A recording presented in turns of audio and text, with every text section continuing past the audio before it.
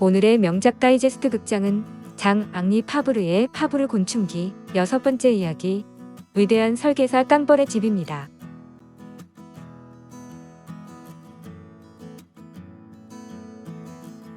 땅벌의 벌집은 잘못 건드리면 큰일이 난다. 이 벌집을 차지하려면 휘발유를 벌집 속에 부어넣어 벌을 질식시키는 것이 가장 좋다. 그런 다음에 이겨놓은 찰흙 덩어리로 입구를 막아두면 안전하다. 갈대 토막을 불 속에 꽂아서 휘발유를 흘려보내자 땅속에서는 땅벌들이 화가 나서 붕붕 소리를 내며 날고 있었다. 재빨리 찰흙으로 입구를 막고서 혹시나 해서 발뒤꿈치로 단단하게 밟았다.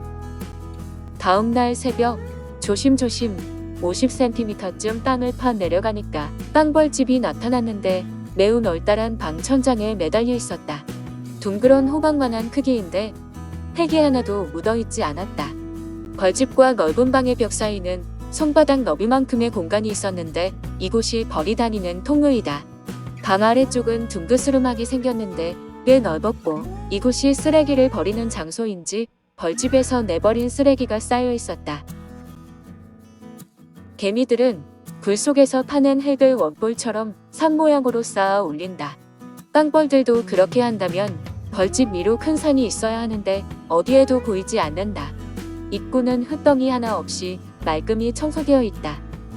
땅벌집은 얇은 회색 종이 같은 것으로 만들어져 있고 집의 재료가 된 식물의 성질에 따라 연한 얼룩줄이 그어져 있다.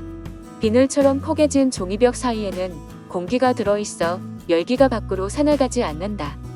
말벌들 가운데 가장 싸움을 좋아하는 것은 점박이 땅벌인데 이놈은 버드나무 구멍이나 창고 구석에서 금빛줄이 그어진 공 모양의 두무리를 만든다. 벌집의 재료로는 나무 부스러기를 이용하는데 아주 약하다. 그리고 표면은 비늘처럼 얇은 종이로 여러 겹 기와처럼 쌓여 있는데 이 기와 덕분에 공기를 많이 머금을 수 있어서 온도를 유지할 수 있다. 나는 깜깜한 밤중에 벌집 입구에 유리종을 씌워 놓아 다음날 구멍에서 잇따라 나오는 벌들이 통로가 막히면 어떻게 대응하는지 보려고 했다. 땅벌들이 유리종 밑을 파내서 밖으로 나갈 수 있을까? 해가 떠오르니 벌집 속에서 일벌들이 날아오다 유리벽에 머리를 부딪히고 떨어졌다. 안에서는 다른 벌들이 계속 나와 유리종 속은 그야말로 아수라장이었는데 단 한 마리도 유리종 밑에 구멍을 뚫고 나오려는 벌은 없었다. 그 사이 밖에서 밤을 새운 땅벌들이 여기저기에서 몰려왔는데 유리종 둘레를 헤매다 한 마리 땅벌이 유리종 밑을 파기 시작하자 다른 친구들도 몰려와서 무난히 굴을 파고 땅속으로 들어갔다. 이렇게 해서 뒤늦게 돌아온 벌들이 다 구멍 속으로 들어간 뒤에 나는 그 구멍을 막아버렸다. 나는 갇힌 땅벌들이 굴을 파서 나오기를 바랬다. 그러나 땅벌에게 그런 지혜는 없었다. 밖으로 나오려고 굴을 파내는 지혜로운 녀석은 하나도 없고 느리종 속에서만 소용돌이치며 날아다닐 뿐이었다. 땅벌들은 점점 기운이 빠져서 일주일이 지나자 단 한 마리도 살아남지 못했다. 밖에서 유리종 밑에 굴을 파고 들어가는 것으로 보아 땅벌은 구멍을 파고 들어갈 줄은 알지만 구멍을 파고 나올 줄은 모르는 모양이었다. 땅벌은 새로운 것을 생각해 내거나 연구할 줄은 전혀 모른다. 땅벌의 집은 아주 위대한 걸작이다. 이러한 걸작을 이룩할 수 있는 힘은 땅벌의 지혜에서 나오는 것이 아니라 본능에서 비롯된다. 벌집 안으로는 최소한의 재료를 이용해 가장 넓게 만든 육각형 방들이 나란히 늘어서 있으며 겉면은 둥그렇고 폭신폭신한 이불로 쌓여 온도가 알맞게 유지된다. 이처럼 훌륭한 기술은 좀처럼 보기 드물다. 벌집 속을 보면 옆으로 늘어서 붙어있는 방들이 수없이 꽉 들어 차 있다. 이 방에서는 애벌레들이 자라는데 알방의 입구는 모두 아래를 향하고 있다. 알에서 깨어난 애벌레는 누구나 물구나무 서기를 한 채 자라는 셈이다.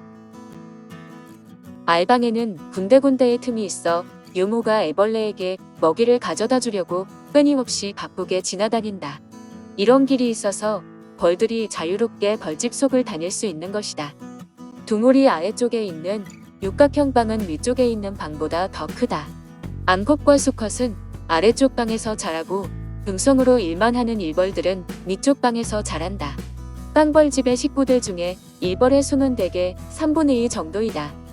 완성된 벌집에는 알방이 1000개쯤 된다. 땅벌의 크기가 모두 달라서 알방의 수가 일정하지는 않다. 하나의 알방에서 애벌레 3마리가 자라므로 알방이 10,000개인 벌집에서는 1년 동안에 3만 마리의 땅벌이 태어나는 셈이 된다. 나는 어느 겨울날 아침에 양배추밭에서 땅벌집을 파냈다. 날씨가 춥기 때문에 땅벌을 휘발유로 질식시킬 필요가 없었다. 지하실 밑에는 죽은 것들과 죽어가는 것들이 잔뜩 뒹굴고 있어서 얼마든지 손으로 채집할 수 있었다. 죽은 땅벌 가운데 가장 많은 것이 중성 1벌이고 그 다음이 수컷이었다. 하지만 알을 잔뜩 가지고 있는 암컷도 쓰러져 있었다. 찢어진 벌집 틈으로 들여다보니 다행히 아직 살아남은 벌들이 있었다. 나는 불을 피워서 벌집을 따뜻하게 해주고 벌집에 꿀과 포도를 넣어 주었다. 그런데도 벌들은 차례차례 죽어갔다. 땅벌이 죽은 것은 추위나 굶주림 때문이 아니라 목숨이 다했기 때문이었다. 이상한 점은 단 한 마리의 암컷만으로도 종족을 보존해 나갈 수 있는데 왜 벌집 하나에 암컷들이 그리 많았는지 하는 것이다. 생각해봐도 도저히 알 수 없는 일이다.